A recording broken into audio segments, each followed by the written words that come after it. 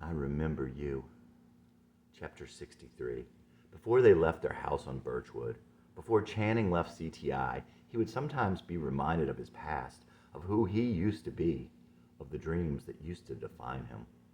One emissary of the past, his ghost of Christmas past, was not even a real person. It was his cartoon hero from Rockland, Kimba. Kimba the little white lion. Kimba the little Christ-like figure. Channing wondered what made him think of Kimba at that time, but in any event, he did. He searched the internet and found other folks who remembered the white lion. To Channing's great excitement, he also found that he could get videos. Channing began to go back in his mind. He started to think, wow, that part of me had been dead, and that somehow he may have needed some of that part of himself. These thoughts were mostly wrapped up around Kimba at that point. He wrote down his chaotic thoughts at the time. Reading them later, he realized something he hadn't before. When Channing was tired, Jesse became stronger. He was not as able to hold him down. Channing's journal. I remember the bluest skies in the entire world and the breezes and the beautiful cool. I just floated up to heaven. It was magic. I was 8 or 10. I remember a Massachusetts day in very early autumn with the wind in the trees, the cool of the afternoon in the garden. Was there loss even then? But Kimba came and I knew there was more, so much that I would not or could not be. I left it all behind. I tried to hold on so hard to the shadow that is loss, each time squeezing, as if I held it long enough I could see it and remember what it was. The feeling never lasted more than a few seconds, and then was gone. Hard to remember the feel of that feeling while searching my brain. It's like looking for a shadow with a flashlight. But I was weak and came to see myself not cute. Years went by and my life went from bad to worse. 12 was hell, but it would even get worse. Soon my soul felt to be a ghetto, and then probably it was. I turned bad and then worse. I entered adulthood late, and eventually, I suppose, the fire went out. In church, I finally knew I could let God have all of me. I asked Jesus to take it all. I never wanted to give up me, but finally could. But that was not the fire I feared I'd lose. The fire was out. God wanted all of me to put the fire back in. I came more and more to trust in God, but still could get only so far. My will still in the way. Then God showed me Kimba again. Even though we cannot be good without God, your righteousness is as filthy rags. God could show us what goodness would look like and let us know he could take us there. Though God is to be our one desire, the all-consuming desire to be good, could drive the one fire that will not out, the one that lights the soul to glory. I know what I want to be. I've got it. Now I understand. When I first watched Kimba, that was the time I first knew the pain of knowing what I could be. Channing's journal. I have again that feeling where I can't breathe and I just can't go to sleep. I'm not tired and I must stay up. I know now how to describe it. It's like time is passing me by. It's like I'm getting old, even though I used to feel the same thing when I was 20. I can't go to sleep. To sleep is to die. And then finally, I'll tire in the middle of the night and sleep all day, afraid to get up because I don't know what to do. All my sureness from the night before, when I didn't have the day to face, is gone. I've not felt just like that so strongly in a long time, but now I'm having that feeling again. Kimba didn't need much sleep, nor would I sleep when there would be important things to do, but sleep I did.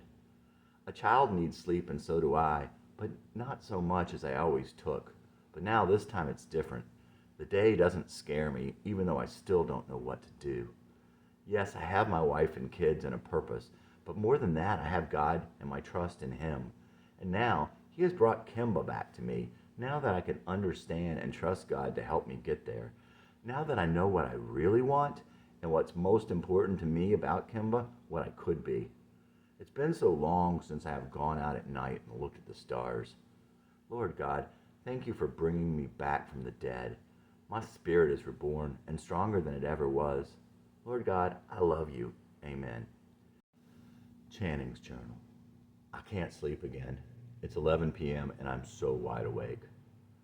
My God, that Channing is back. No longer just my songs and some scars. The me I used to know is back. God, how I desperately wanted to be Kimba. My God, how I had forgotten. How desperately again I want to be Kimba. But now I am not desperate.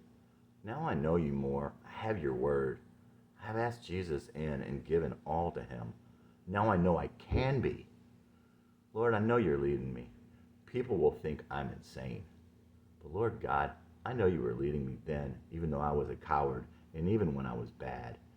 You brought Kimba to me when I was 8 or 9. I strayed, came back to you, and you brought Kimba back again. God, how I desperately wanted to be him. My God, how I had forgotten. I look out on the snow and the wet road in front of my comfortable house, feel the quiet, the awakeness, the emptiness of the nothing I do, the fullness of my 2 wonderful children and my perfect wife. This only makes me lazy. Selfish existence hurt even more. Sometimes too warm, too safe, too protected, I can't breathe. I feel smothered and somehow sick. It is a family feeling and lonely and weak. It is as though I'm dying and wasting my life of no value, wanting what I could be, lazy, turning to mush and evil. Maybe it is from the loss of my home when I was with God in perfect innocence, the unspoiled beauty of complete cuteness, love, and self-unawareness. But even then, perhaps, I had not tasted courage and self-sacrifice. And Kimba, all of these, complete, perfect bravery, yet so cute, that voice, those eyes, that little body, often hurt and winning against such giant foes. So funny how he was cuter and more appealing when he was hurt or when he was sad and self-doubting. My self-doubting was never appealing, never cute. I was often afraid to be brave for fear I'd be hit in the face and even be uglier. His self-sacrificing bravery always multiplied his appeal. So ironic. I want to be cute like that. I guess Jesus wasn't? And perfect and pure, I know Jesus was. Jesus put on this earth. God in a ruined world could not be cuteness and light. Innocent, yes, in his perfect goodness, but innocence in the other sense would have doomed us all. Heaven forbade. And so we will be remade. Our courage and selflessness, we came here to get in the midst of pure evil props.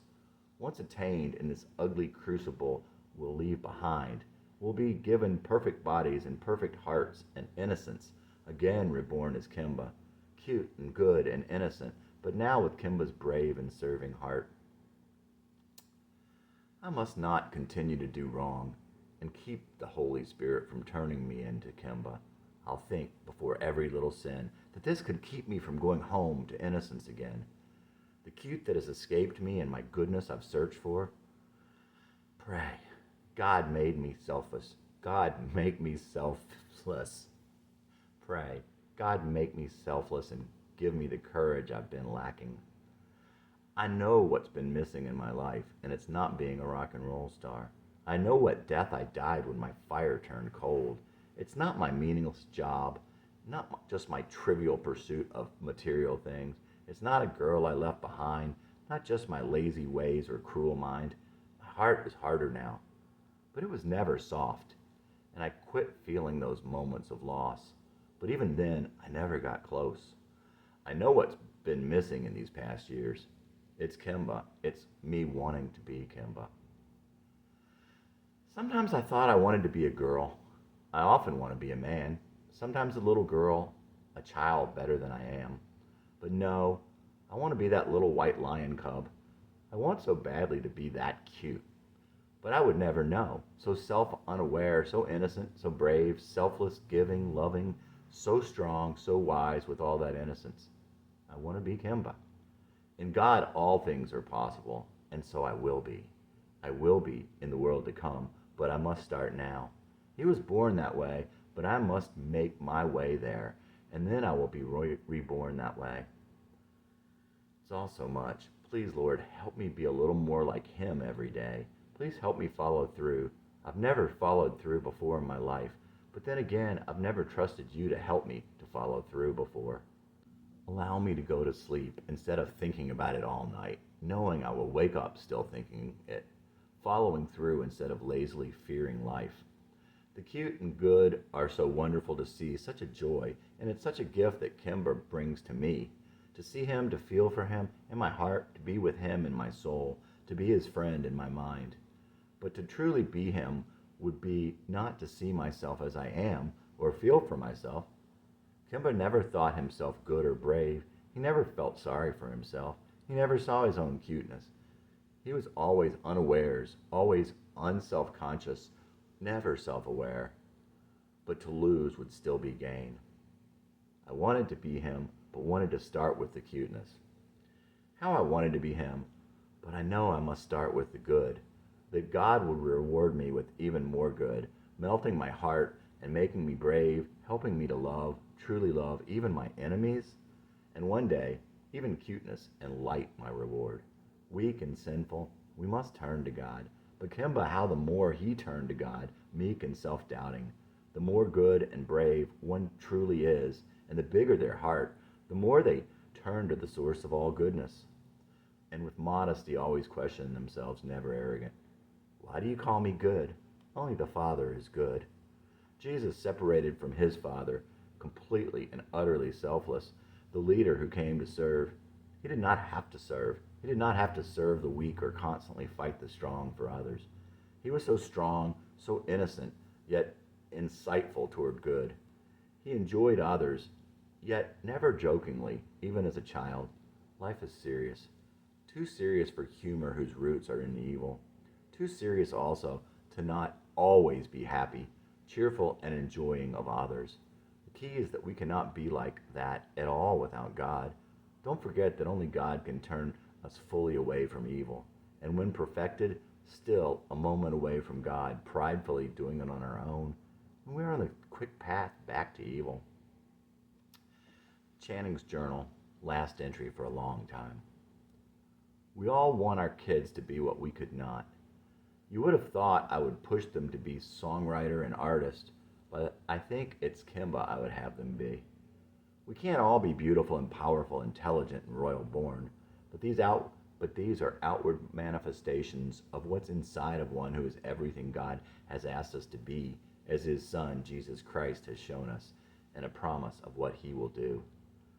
I know what I want to be when I grow up. I know what I want my son to be, and my daughter, and my wife, my mother, and my brother, and all my brothers I can reach. My heart is full, my head is full. I cannot sleep. I need to start right now. This is how I felt so many times, trapped in North Carolina with no job or friends, doing nothing. Times I drank, times I wasted, so many times in my life. Whether this is biochemical or whatever, I know it is time to do something. It has been quite a while since I last felt like this. This time I will sleep and do something tomorrow and for the rest of my days. My heart is full. My head is full. Some part of me says Kimba wouldn't sleep, but no, he would sleep, so he would then not have to sleep when he needed to be awake. Chapter 64. The crazy thoughts about Kimba stayed with him for a while, but gradually dissipated with the worries of the world. He would later think, as Christ said about the seed that takes root where the soil is not good, it is choked out by weeds and trampled by passers-by. But 2 years later, he began feeling strong pangs of nostalgia about the days in Rockland. For several weeks, he thought about Rockland all the time. On the last Friday in September, he surfed over to a website called rockland.net. He found a guest book on the page and left a message in a bottle of sorts. I remember Jimmy, Thomas, and Chris Flannery, and Carolyn, Shelley, and Bridget Edmonds, Vince Long, and Eddie Hart. I remember Carolyn Street and playing street hockey in the beautiful dark blue skies of New England. Channing Matthews. Channing.matthews@cti.com. He wished that someone would see it, but hardly gave it a second thought. Certainly, he didn't remember it that weekend or the following Monday. But that Monday afternoon, he had a strange email in his box from Kathy Coulter. Date, Monday, October 2. Subject, I don't know if you remember me, dot, dot, dot. Didn't ring any bells, but curious, he skipped over the usual work emails and double-clicked that message. From Kathy Coulter. But I remember you. I'm Kathy Richards, Coulter now. I lived on the corner of School and Cross Street and went to Brookwood with you. I hung out with the Edmonds and Flannerys for a long time, but I think it was after you moved. What I remember about you was your brains. You were like a genius. And I remember the Doberman pinscher you had. Used to scare me to death. What are you doing in life now? Where are you living? Are you married? I'm living in Southern California. Been here for 13 years now. Married for 17 years to Russ Coulter, also from the East Side, with one son, Kendall, who is like you, a little smarty pants. He's in the GATE program, Gifted and Talented Education. He's 8 years old and can't help but tease me all the time about the fact that his IQ is 137 and mine is only 134. Smart ass. I work part-time as a legal clerk for a large law firm and own my own photography business, which is my primary job, but the law office keeps me insured, health, dental, etc. I'd love to hear from you. By the way, I got your email address off the rockland.net site. Email me, Kathy Richards Coulter. No, he could not say that he did remember Kathy at first, but the excitement and twinges of longing for those days were almost unbearable. He could not type fast enough. From Channing Matthews. Monday, 3 p.m. Neat. I didn't have a Doberman, but I remember a boxer on the street. I think the people's name was Bagwell. Maybe the people that moved in after we left had the Doberman. We lived on 124 Carolyn Street, on the corner also, right at the bottom of the hill. Guess you walked by our old house to get to everyone else's. I remember Carolyn had a friend named Megan, but I don't remember her last name. I remember going to a Halloween party at her house, and I was the only boy there. I don't know my IQ, but I do know that 134 is up there, so you must be a genius also. I'm so glad my son, he's 8 also, isn't like me. I don't think I ever had a teacher that liked me, was always in trouble, and probably everybody thought I was a little smarty pants. The first part never did change. Anyway, Brandon's smart, but he's also sweet and gets along with everyone. Even teachers like him.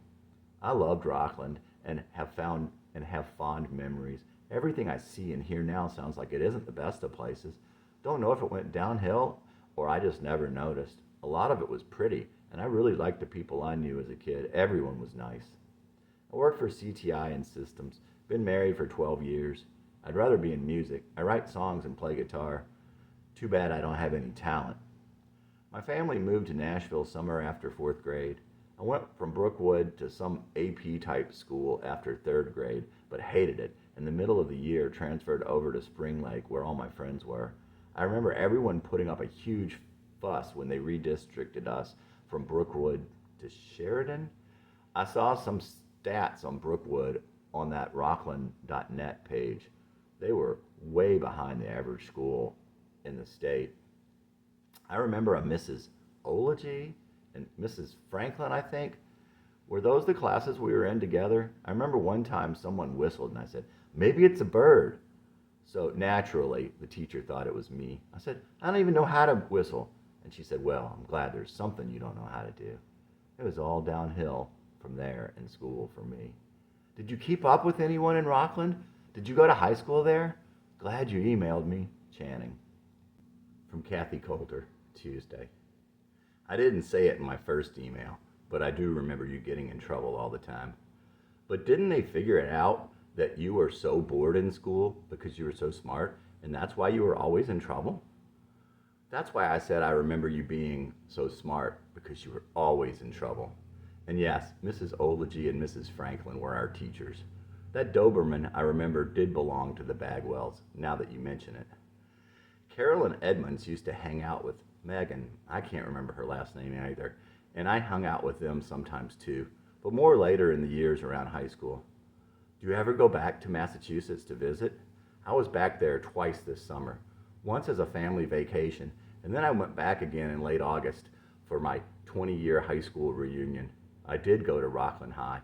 When we graduated with about 1,500 kids, but only 75 showed up for the union. which was very different than the 15-year reunion where about 600 came. The 15-year was a blast. The 20-year would have been awesome if more people showed up. It was held down on the Cape at a very expensive resort, so most people didn't bother going. I flew out there and shared a room at the resort with a few friends, and we had a really good time. The Cape is still beautiful. Rockland, on the other hand, has gone so far downhill, it's frightening to drive through. They keep working on fixing it up, but it's still a scary place to be.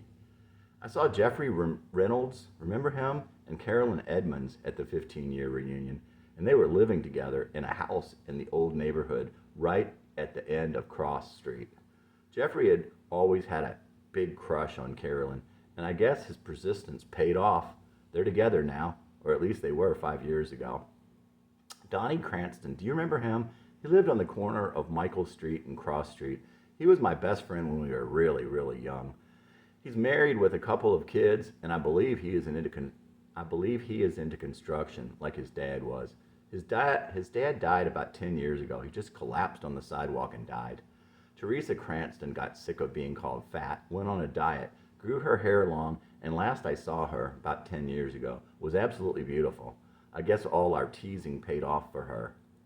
It's great to hear from you. If you have any pictures, email me one. Actually, I'm going to attach to this email a picture of Kendall and a picture of my husband and me, but it's about 2 years old. I've straightened my hair since then. I'd love to see what you look like now. Kathy. His house was on the corner of Carolyn Street and Michael Street. School Street was up the short hill from his house. Jesse's mom would often tell him it was a dangerous road. It wasn't really very busy, but was the main road to those neighborhoods with a curve and a 45-mile-per-hour speed limit.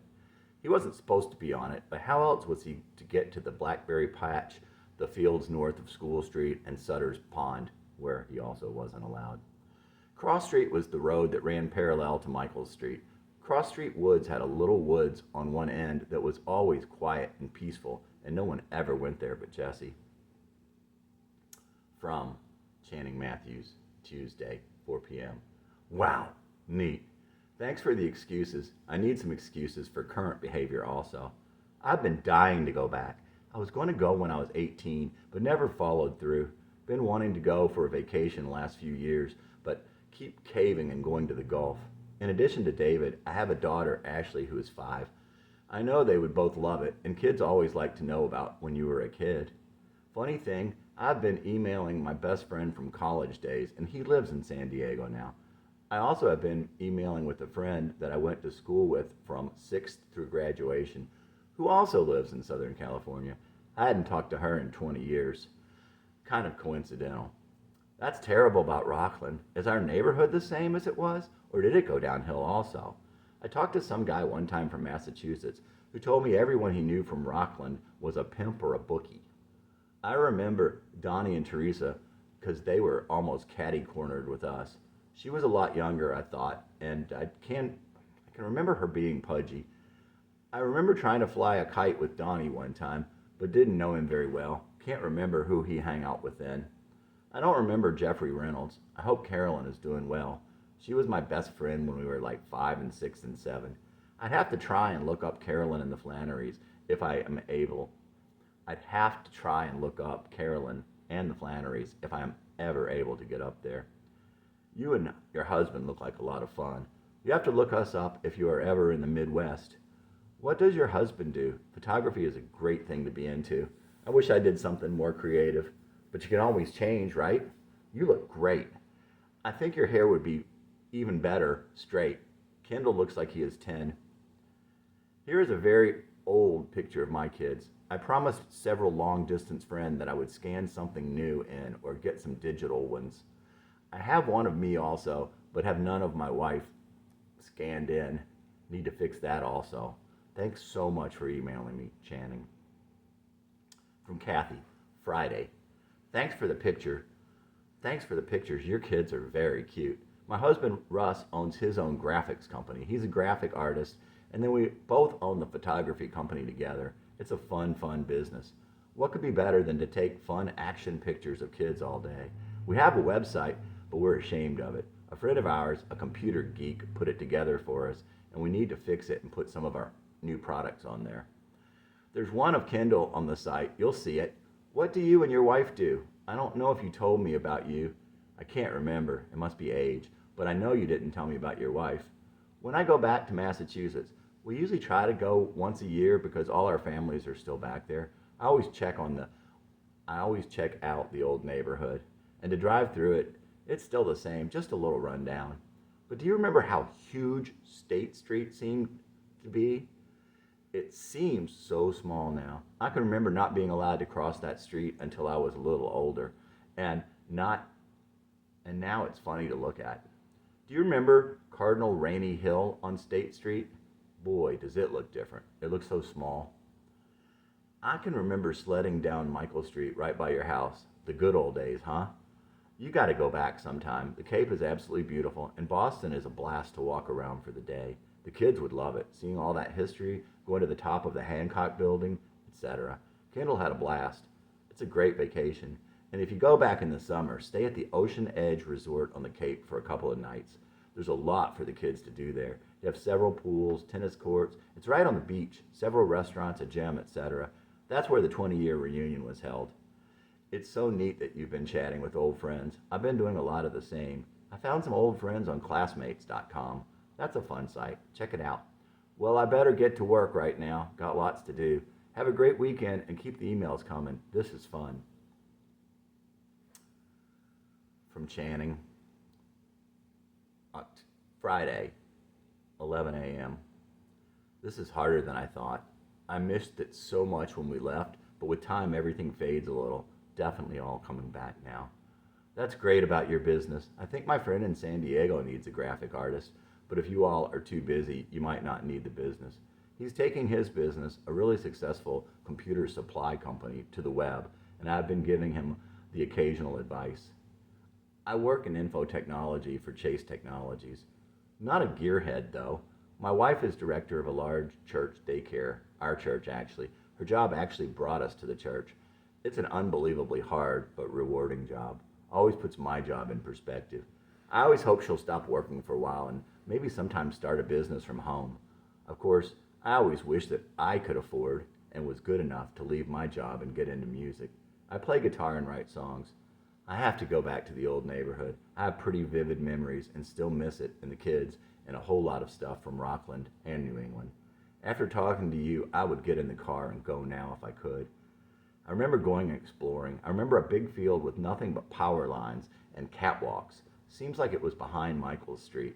I remember it had 3 creeks running through it, and back then was a long way from one side to the other. And there was a woods at the back of the neighborhood and one on the side.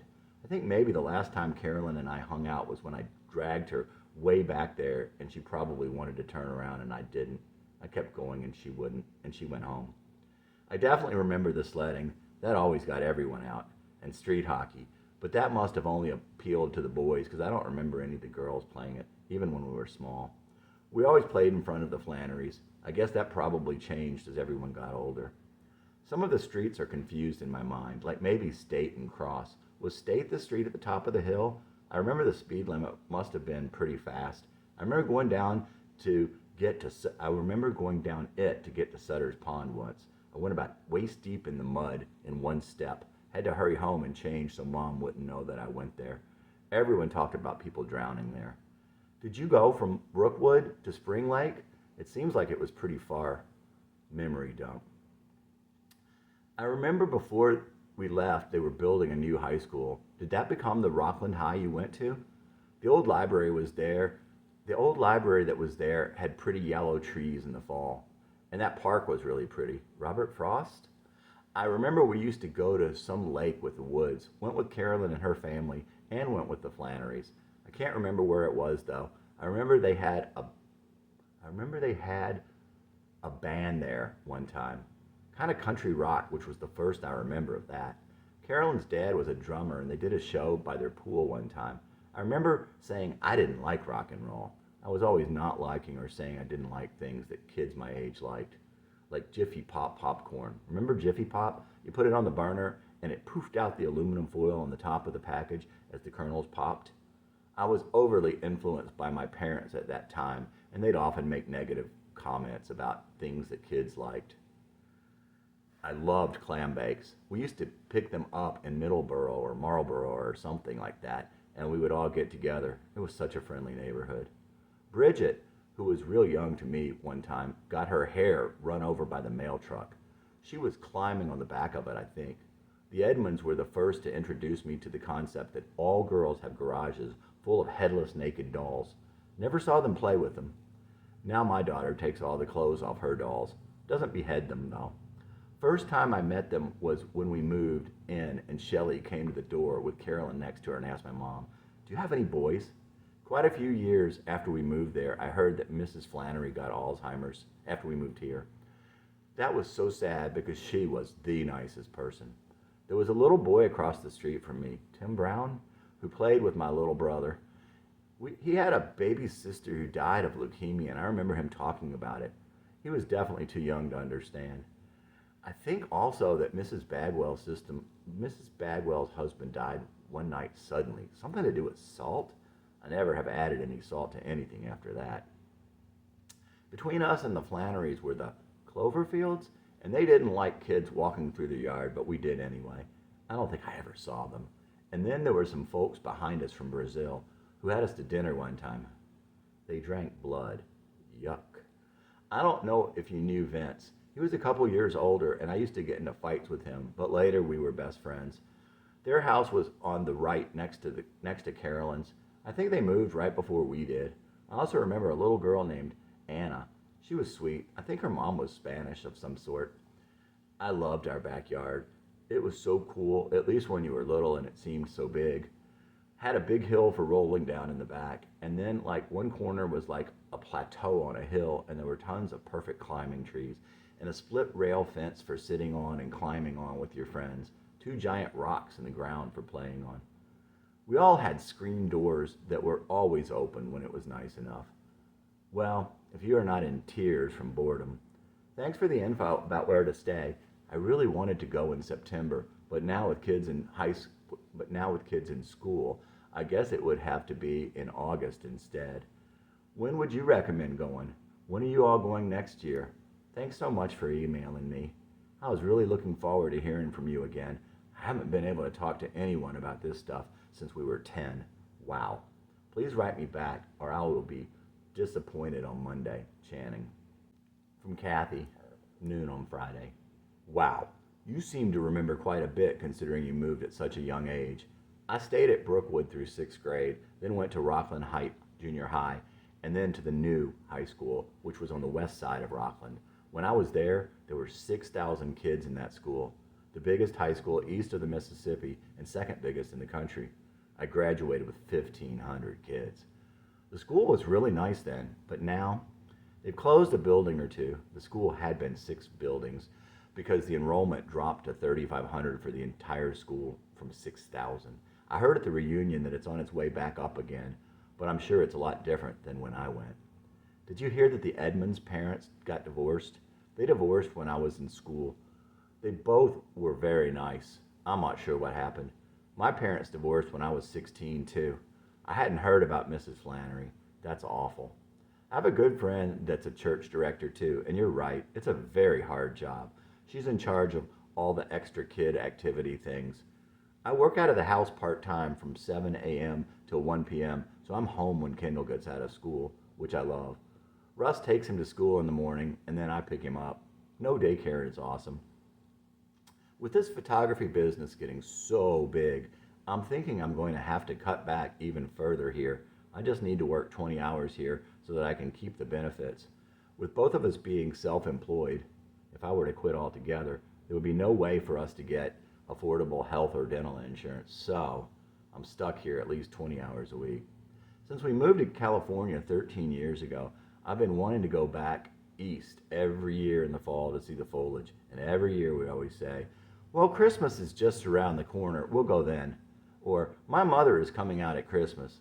So we either go back in the summer, like this past year, or around Christmas. But I really, really miss the fall. That's the one thing I truly miss, and have yet to see it since we have left. But if you're looking for a time to go, that would certainly be a beautiful time. And summer is nice on the Cape. I used to ice skate and play hockey with the boys all the time down at Sutter's Pond. We lived too close. I remember when Mary Noonan, do you remember her? Beat me up down at the pond for some unknown reason. She used to beat everyone up, but I used to love ice skating down there. You're right about the name of the park, Robert Frost Park. It was on the west side and it's still very nice. We took a ride through there the last time we went home. State Street was the street on the top of Michael Street. That's the street I lived on, right on the corner of State and Cross.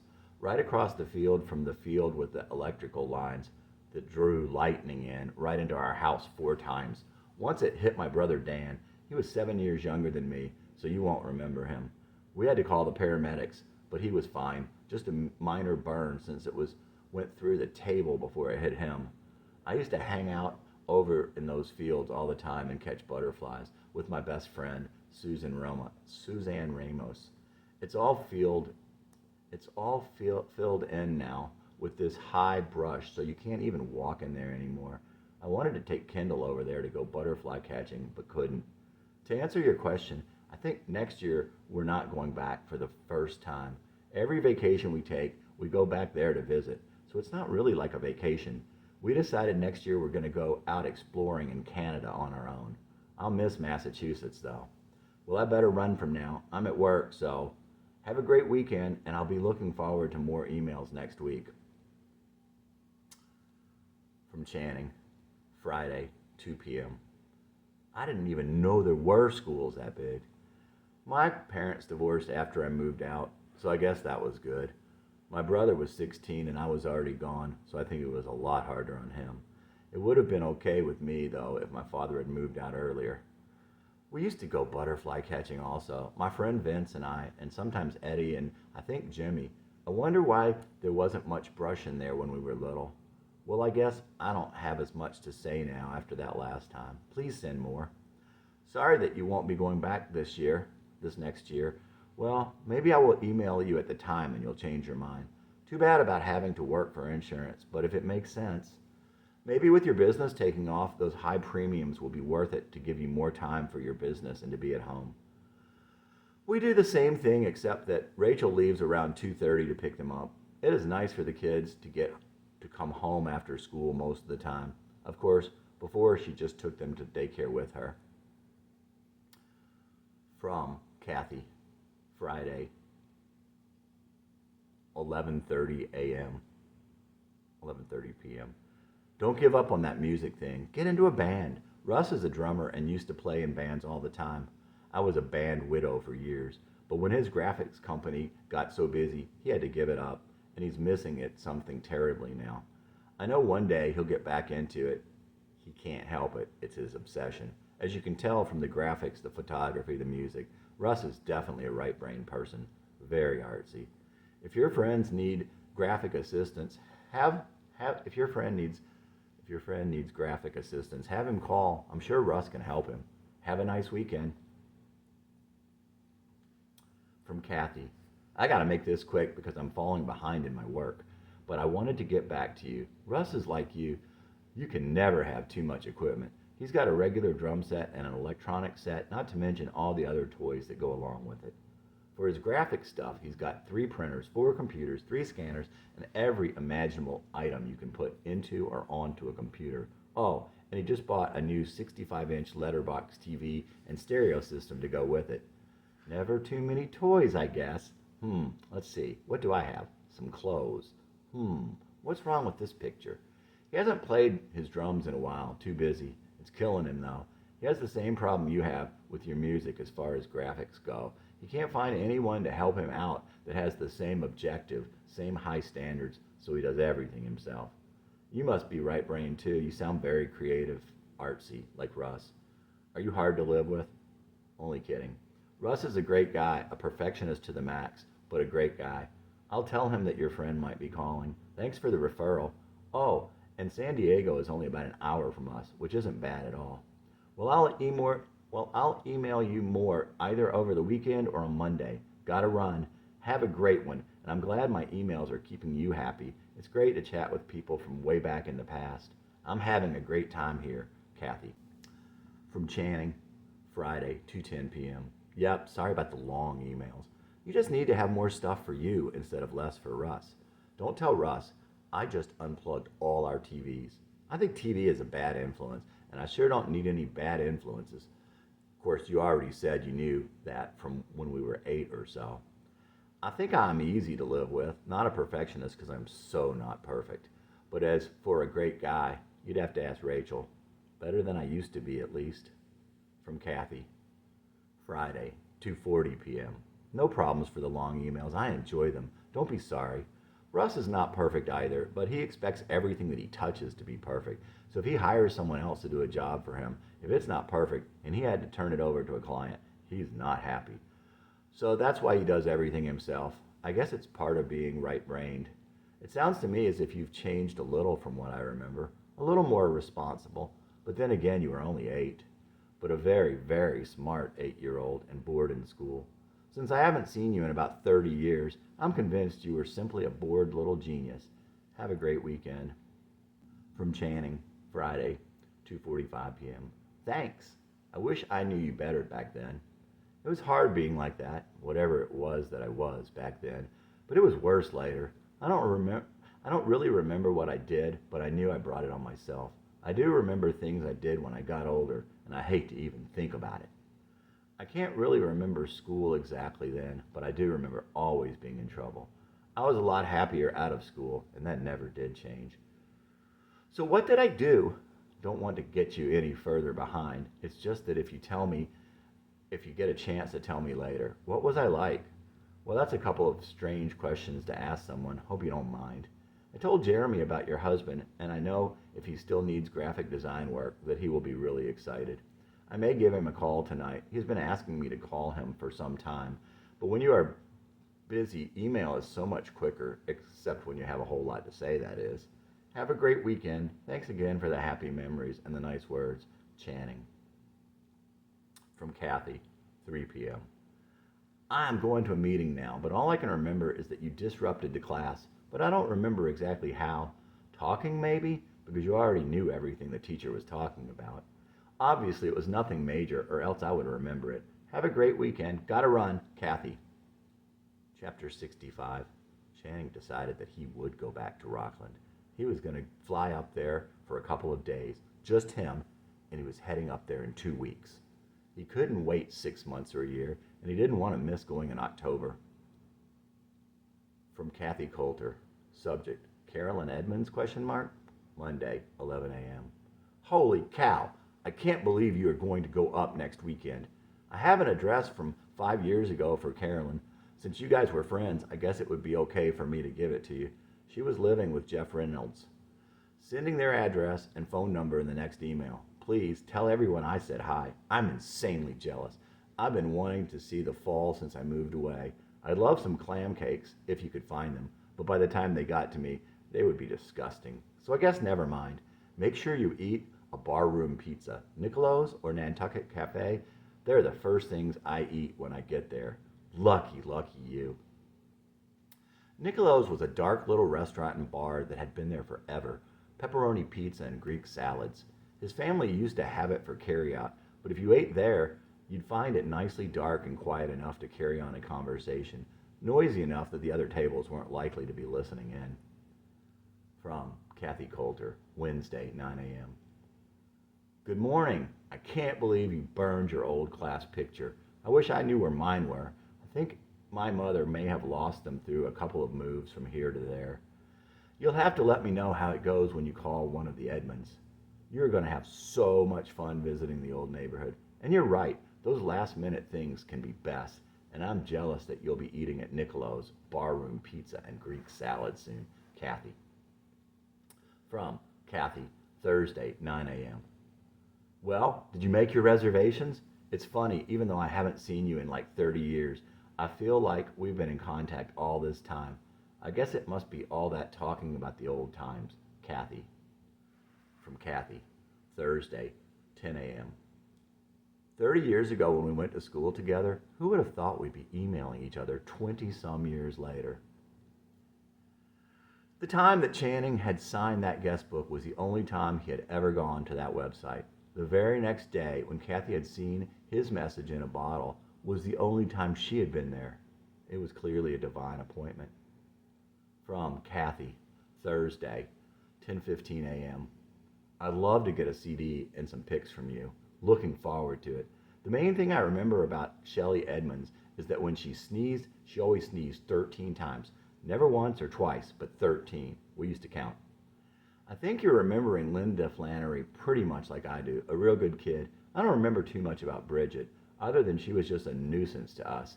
Older kids, because she was younger. I think I'm different from when I was 7. When I was 7, I was very quiet, never said a word. But now, watch out. People have been known to laugh at me because I talk so much. I wonder if that's where my son gets it from. He never shuts up. I was very shy, and I'm not anymore. But I'm still the same caring person I was back then. That hasn't changed. I'm very thoughtful. I was always a goody two-shoes, and I guess I am still.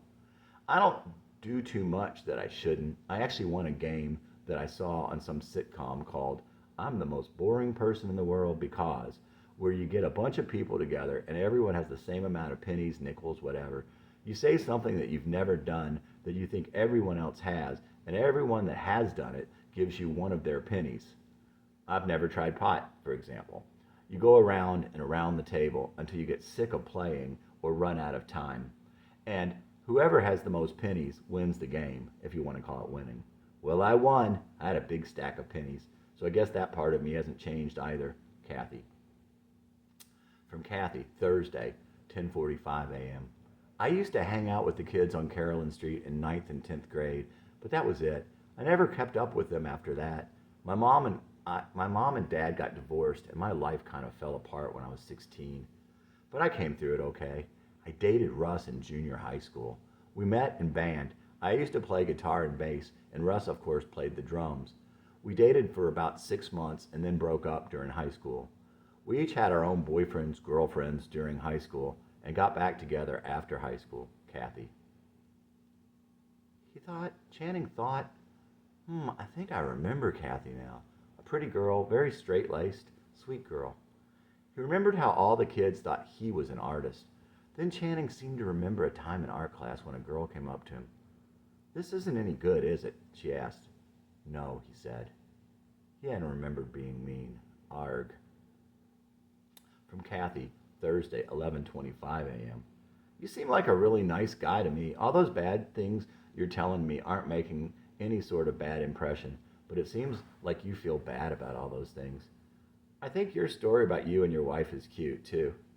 I met Russ in the band when I had to put my foot in front of his bass drum so it wouldn't slide on the floor, on the tile floor. I used to play guitar when I was young, then switched to bass when I got older, but haven't touched one, nor do I own one anymore since we moved to California. I was never any good, just did it for fun. Kathy. "Leave me a message," said the male voice on the answering machine. "Carolyn, this is Channing Matthews from when we were kids. I'm going to come up this weekend, and I was hoping you'd have some time to get together. Please give me a call back if you get a chance." Wow. The adrenaline was flowing. He'd be high and tense until he got the call back or until he left. Late that evening, his cell phone rang. The caller ID said Massachusetts. Channing's heart was pumping pure adrenaline as he answered. "This is Channing." "Channing, this is Carolyn." "Hey, I was hoping you'd call." That was an understatement. Jeffrey and I were wondering who would call us from area code 502. We were trying to figure out where that was. "How did you get our number?"